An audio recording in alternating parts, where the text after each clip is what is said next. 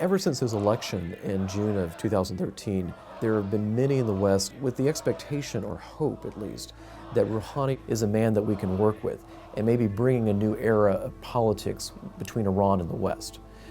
Before you get too excited, there are three facts, though, that you should know about Rouhani: who he is and what he's trying to achieve.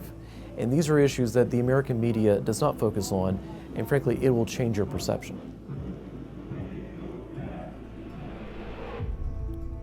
The U.S. needs to recognize that even though Rouhani is a reformer in a certain sense, he does want to change certain aspects of Iran's economic policies. He does want to change the tone and the tenor of Iran's relationship with the U.S. and its allies. But fundamentally, his goals of reform are not to overhaul the system. They are to actually keep the system going. I think this is something that's potentially very dangerous for U.S. leaders, to think that Rouhani is their guy, that is in many ways secretly on our side. And that with a kind of a wink, wink, nod, nod, hey, I'm really, want to work with you guys. I just have to deal with a whole bunch of crazies in Tehran that want to take things backwards, and if you really just cut me some slack, help me out here, I can really bring about bigger changes with Iran that you'd really like to see. And I think this is a real fallacy on our part, and it's a lot of wishful thinking, frankly. What he's really trying to do is save the system as opposed to change the system. He doesn't want to promote the image of the death to America and that America is the great Satan. At the same time, he's not really taking actions in what I would consider that would reflect that he actually has given up that belief.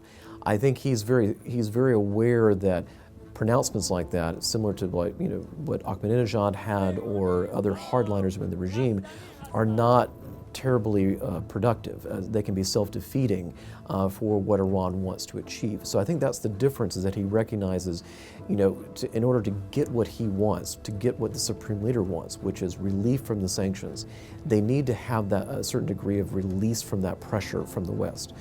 So he's putting on a good face in this regard.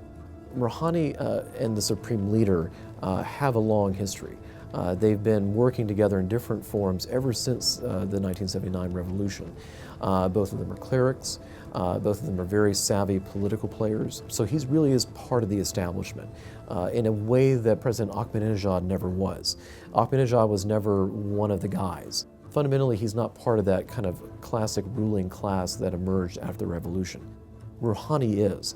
And so I think the role that Rouhani has played in support of the Supreme Leader on the nuclear program for many years, in addition to some very aggressive crackdowns on things like the student movement in 1999, really show the credibility that Rouhani has with the Supreme Leader as someone that understands the system and supports the system.